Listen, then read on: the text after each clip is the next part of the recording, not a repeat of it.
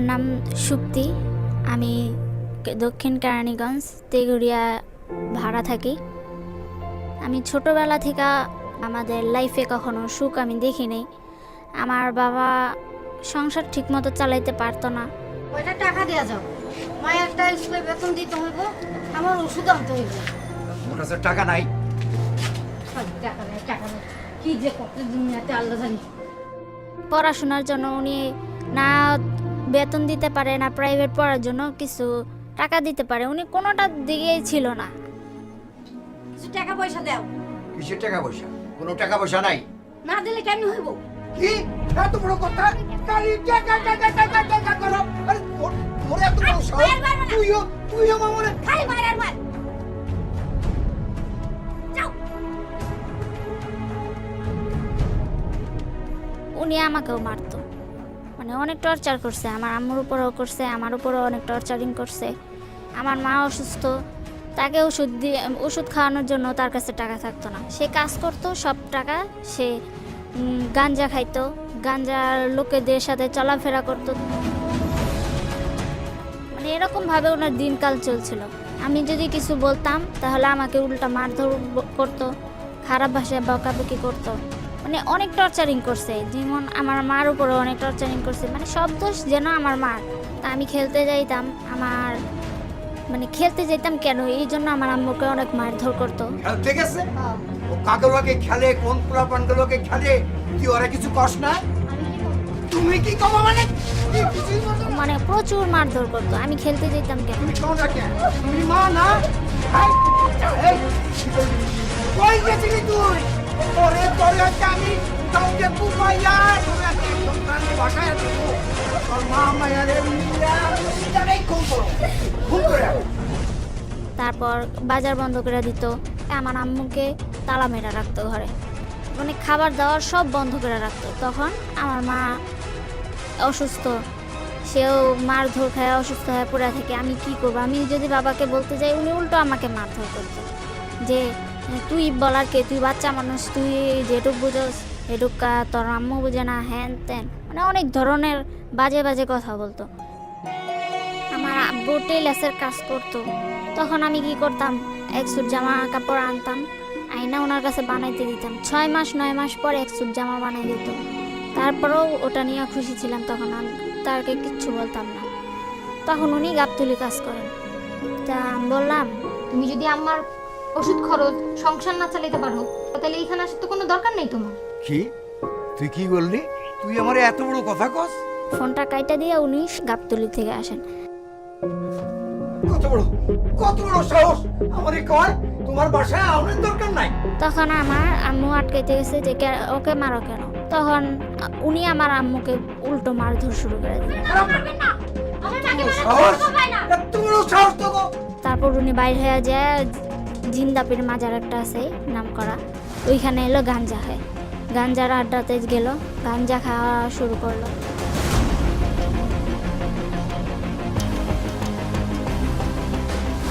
গাঞ্জা টাঞ্জা খেয়ে আসছে। আসার পর আমিও কথা বলি না, আমার আম্মুও কথা বলে না, উনিও কোনো কথা বলে না।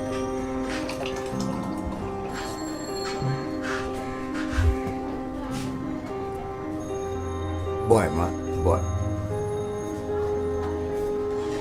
দেশে তুই তোর পিসির কাছে থাকবি, ওখানে তুই ভালো পরিবেশে থাকবি।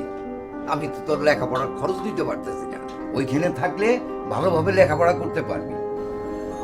না, আমি যাবো না। আমি আমারে ছেড়ে কোনো জায়গায় যাবো না। মা চল মা, তোর কোনো সমস্যা হইব না। আমি যাইতে চাইনি, তারপর আমার জোর করে নিয়ে গেছে। যার পর পড়াশোনা করতেছি, ভালো করে পড়াশোনা চলতেছে।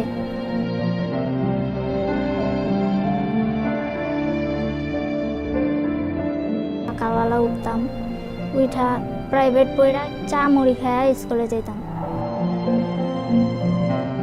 স্কুল থেকে আসার পর খাইতে বসলে আমার ফুপু আমার বলতো, তোর আব্বু টাকা পয়সা কিছু দেয় না, খরচাপাতি কিছু দেয় না, তুই তোর কি খাইতে কি একটুও বাঁধে না, এরকম অনেক আজে বাজে কথা বলতো। তাও আমি খাবার খাইতে পারতাম না। এইসব ধরনের কথা বলে কি কেউ কোনো খাবার খাইতে পারে?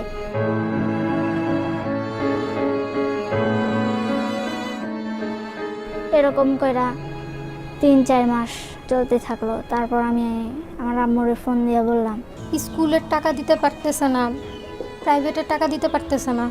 মা তুই চিন্তা করিস না, আমি তো মাসে মাসে কাজ করতেছি, আমি তোরে টাকা পাঠাবো। তুই বেতনের লাগিয়া আর খাওয়ানোর লাগিয়া কিছু টাকা পাঠাবো। আচ্ছা মা। তোর আব্বু আসলে ওনার শার্টের পকেটে না প্যান্টের পকেটে টাকা দেই, সেটা আমি তোর ফোনে দিয়ে বলে দিব, তুই নিয়ে আনিস। আচ্ছা, তুমি ভালো থেকো। এরকমভাবে চলতে চলতে যখন আমার ফুফাতো ভাই ভানু, তখন ও সেলুনের কাজে করে রাত 10টা-11টা কখনো আসে।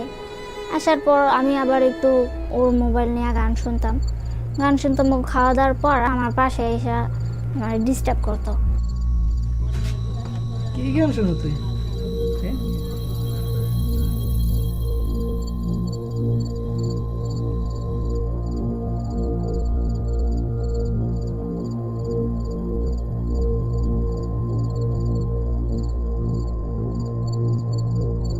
শরীরে হাত দিত, ঠিক আছে, এরকম আমি অনেক ডিস্টার্ব করতো। আমি অনেক কয়বার বলছি। এটা কিন্তু ভালো না, আমি এগুলি পছন্দ করি না, এগুলো করা ভালো না। গান শুনতে তুই গান দে। এরকম বলার পরে তারপরও সোজা হয় না, সব সময় এরকম করতে থাকে। যখন চলতে থাকলো, তারপর একদিন আমি বাথরুমে, মানে আমাদের গ্রামের অঞ্চল তো, জঙ্গলের সাইড দিয়ে এলো টয়লেট, তো আমি একদিন টয়লেটে যাইতে লইছিলাম।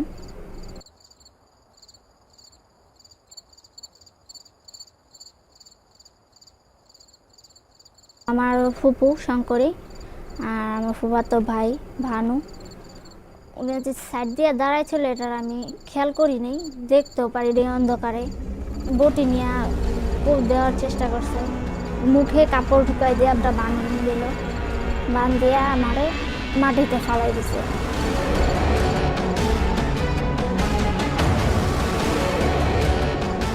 তারপর ভানু আমাকে জড়ায় ধরার পর আমার সাথে অনেক বাজে কাজ করছে।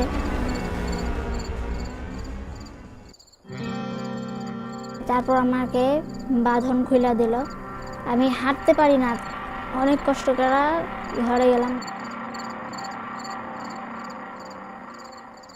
প্রথম ঘটনাটা হওয়ার পর আমি ভিতরে অনেক ভয় ঢুকে রয়েছে, আমি কাউকে কিছু বলতেও পারতেছি না।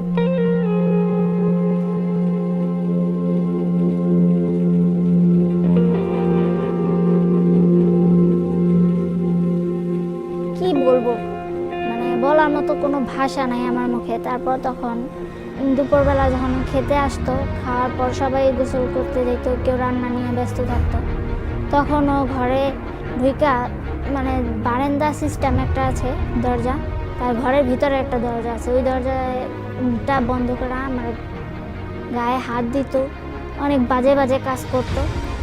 আমি চিৎকার করতে যাইতে আমার মুখে হাত মানে চাপা দিয়া ধরতো, যে চিৎকার করবি না, একদম চিৎকার করবি না, যদি চিৎকার করিস তাহলে তোর খবর আছে। যখন মানে দেখতো যে না আশেপাশের লোকজন আসার মতো সময় হয়ে গেছে, তখন ও ছাইরা দিয়া ধাক্কা দিয়ে ফালা দিয়ে চলে যেত। মানে আমি ভয়ে ওই এক কোণে পড়ে থাকতাম, কাউকে কিছু বলতেও পারতাম না, কিছু কইতেও পারতাম না, সইতে না পারি কইতে, এরকম অবস্থা ছিল আমার। প্রতি রাত্রে যখন রাতে আসার পর আমি যাইতে চাই না, তারপর আমাকে ভয় দেখায়, মানে ব্ল্যাকমেল করে যে আসবি না তো, তাহলে দেখিস কিন্তু খবর আছে, তুই কি কখনো আর বাইরে বের হবি না। এই ভয়ে আমি যখন দেখতাম যে না ও অন্য সাইডে চলে গেছে, তখন আমি বাইরে বের হইতাম, আমার নিজস্ব কাজের জন্য আমি বাইরে হইতাম।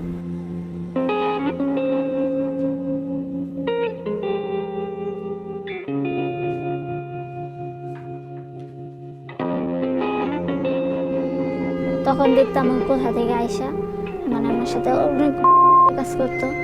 আমার ফুপু শঙ্করী, সেও আমাকে অনেকভাবে ব্ল্যাকমেল করে, অনেকভাবে ভয় দেখায়।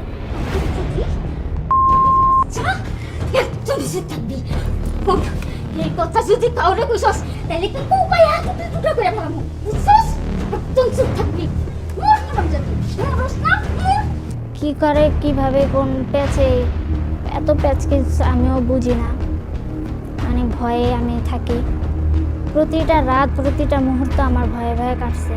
আমার যে কীরকম লাগছে ভিতরে, হাঁটতেও পারি না, চলতে পারি না ঠিক করে। পড়াশোনার দিকেও মনটা নাই, তখন ওই সিনগুলো মনে করে আর অনেক ভয়ে ভয়ে থাকি। এরকম করে আমার দিন চলতে থাকে।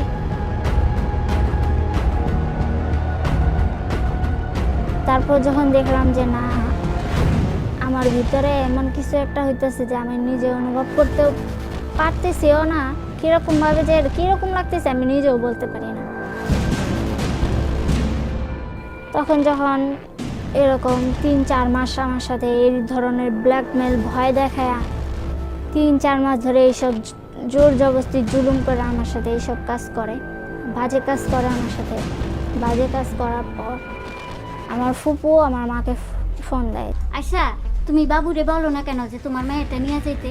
কেন কি হয়েছে? তোমার মেয়ে আমার টাকা চুরি করছে, তাছাড়া চরিত্র ভালো না, এইরকম মেয়ে আমার বংশে থাকতে পারে না।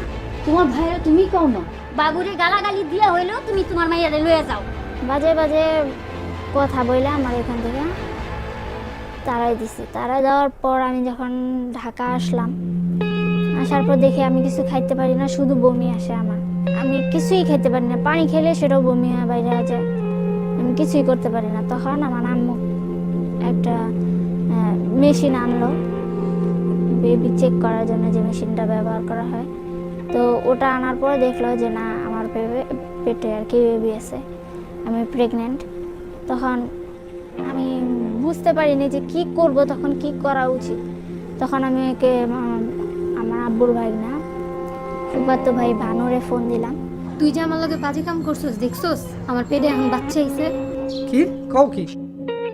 ক কি করবো আমি? শোন শোন শোন, তুই এটা কেন কইস না। শোন তুই তুই তুই আমি কিছু টাকা পাঠাই দিচ্ছিস তোরে, তুই হাসপাতালে যা, যাই তুই যেমন যা পারো 1 লাখ কর। তারপর যখন ভানুর সাথে কথা বলতে শুনলো মা, সত্যি কালো অঘটন হয়েছিল? কালো অঘটন ঘটেছে আমার কোয়া, তুই কই রাখছ কেন? কি করছ তুই? আম্মু তখনও বিশ্বাস করতে পারেনি যে ওরা এই ধরনের খারাপ কাজ করতে পারে। তখন আমার আম্মু আব্বুকে বললো, তোমার বইনে ফুলা আমার মা এটা সর্বনাশ করছে। কি কও? এটা হইতে পারে না, হ তাই তো হয়েছে। কখনো হইতে পারে না, কখনো। তখন আমার আম্মু আমাকে মানে হোমিও হল একটা আছে, হোমিওপ্যাথি ওষুধ খাওয়ানোর জন্য বললো। বাবা, এখন তো কিছু করা যাবে না, 3 মাসে বেশি হয়ে গেছে। তখন আম্মু বলে দেখেন কিছু তো উপায় থাকবো। তখন উনি হোমিওপ্যাথি ওষুধ দিলেন যে এই ওষুধটা খাওয়ার পর ভিতরে এই জিনিসটা নষ্ট হয়ে যাবে।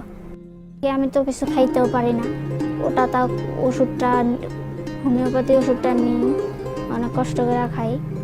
খাওয়ার পর ভিতরে এটা নষ্ট হওয়ার পর আবার বললেন যে আমাদের পরিচিত হসপিটাল আছে, সেখানে এটাকে এমআর করার জন্য।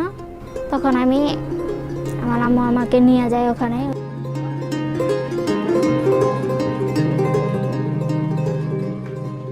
ওখানে নিয়ে যাওয়ার পর আমাকে জিজ্ঞেস করে যে এটা কতদিনের। আমি তো বলতে পারবো না এটা কতদিনের। তখন উনি বলল যে এটা তো তোমার 3 মাস, এটা তোমার জীবনের ঝুঁকি আছে, এটা রিস্ক হয়ে যাবে তোমার নেওয়ার জন্য, তোমার বাচ্চার মরার আর কি সম্ভাবনা আছে। তখন আল্লাহর নাম নিয়ে এটাকে এমআর করার পর তারপর কিছু খাওয়া দাওয়া কিছু চলতেছিল। কয়েকদিন পর আবার আমাকে ফোন করছে, শোন বাচ্চারা যে ফালাই দিছস, এটা ভালো করছস। আমি তোকে বিয়ে করব, আমার বড় ভাই বিয়ে করে অনেক, তারপর আমি তোকে বিয়ে করব। আর আমি তোর নামে একটা অ্যাকাউন্ট করে 4 লাখ টাকা দেবো। আচ্ছা দেখা যাব। তুই মানে আশ্বাস দিয়ে রাখছে আমারে। রাখার পর মানে কয়েকদিন বন্ধ ছিল ফোন টোন দেওয়া, আমি নিজের ইচ্ছে ফোন দিচ্ছি। কি রে একেবারে ফোন দেওয়া বন্ধ করে দিলি? না শোন, ওই আমার তো একটু ওই শারীরিক সমস্যা হইতেছে বুঝছো, তুই একটু সময় করে আবি নাকি বাড়ি আবার? না আমি পারুম না, ওইখানে আমি যেতে পারুম না। তখন বললো যে ঠিক আছে তুই একদিন সময় করে আমাকে বলিস, আমি ঢাকা আসবো, মাত্র 2-3 ঘন্টার জন্য তুই আমাকে একটু সময় দিস। আমার জীবনে এত বড় ঘটনা ঘটে গেল, তারপরেও তুই কেমনে কস দ্বিতীয়বার এই কাম করার জন্য? ওরা তুই একটু বোঝার চেষ্টা কর, আমার তো একটু শারীরিক সমস্যা হইতেছে। তখন আমি বললাম না, আমার দ্বারা আর এটা সম্ভব না, আমি অনেক কষ্ট করে এখান থেকে বের হয়েছি, আমি আর এইসবের মধ্যে ঢুকতে চাই না। তুই আবার একটু ভাইবে দেখ। এখানে ভাবার কিছু নাই, আমি পারুম না। শোন, অনেক রিকোয়েস্ট করছে, তাও আমি ওর কথা শুনি নাই। তারপর ওরা যখন ওর বড় ভাইয়ের কাছে বলা হলো, তো ওর বড় ভাই বলল এই ঘটনা যদি সত্যি হয় তাহলে আমি আপনার 4 লাখ টাকা দিব। মসজিদের ভিতরে কোরআন শরীফের উপর রাখবো, তোমরা এখান থেকে নিয়ে যেতে পারবা? হ, পারুম না কেন? এই ঘটনা তো আর মিথ্যা না। তো বললো ঠিক আছে। 2-3 দিন কথা বন্ধ ছিল। 2-3 দিন পর তুমি সব পরিবার মিলিয়া আমার মায়ের জীবনটা শেষ করে দিছো। এক ক্ষতিপূরণের টাকা যদি না দিছো তাইলে তুমি যে বাপ, তুমি বাপ হইয়া মাইয়ার এমন ক্ষতিটা কেমনে করতে পারো? আমার আব্বু যখন দেখলো যে না ঘটনাটা সত্যি, আমার ভাগ্নে এই কাজটা করছে, তখন উনি বলল আমার বোন ভাগনা ফ্যামিলির ব্যাপার, যা হবার হয়ে গেছে, এটা এখন বাদ দেওয়া যায় না। একে তো খারাপ কাজ করছে, তারপর তুমি অগপক্ষ লয়ে কথা কইতাছো। দেখ ঠিক আছে, আমি চলে যাইতাছি। যা, এইবার লাওরিশ হিসাবে বাচ্চা থাইকো, আর আমি তগো ওই চেলের ভাত খাওয়া ছাড়ো। কইলা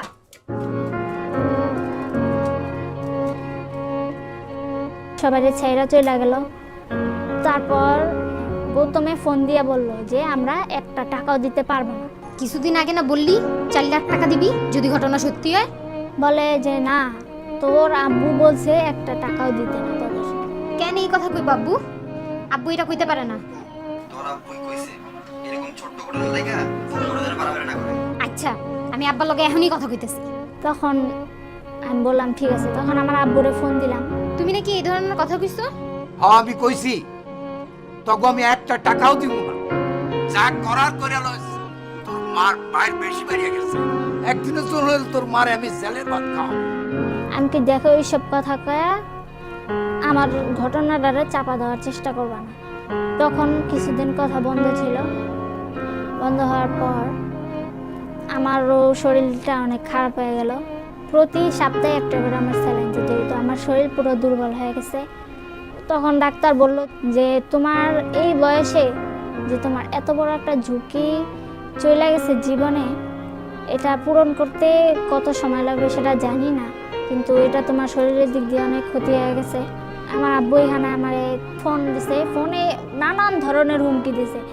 বলছে যে দেখ তোরা বেশি বাড়াবাড়ি করিস না, যেটা হওয়ার হয়ে গেছে, হ্যাঁ তোদের এসব নিয়ে বাড়াবাড়ি করাটা ভালো না, তোদের মান সম্মানের ব্যাপার, আমাদেরও মান সম্মান চলে যাব, এইসব করার কি উচিত না। তোর মায় যে লোকের কাছে বলতিছে এইসব করার কোনো প্রয়োজন আসে না, বেশি বাড়াবাড়ি করলে তোদের কাছে কিছু নেই। তোরা তো কাঙাল, তো কোনো টাকা পয়সা নাই। আমি তো কাঙাল না। আরে 50,000 টাকা দিলে গুন্ডারা তো মাইরা তো লাশ রাস্তায় ফেলাই দিয়া যাইব।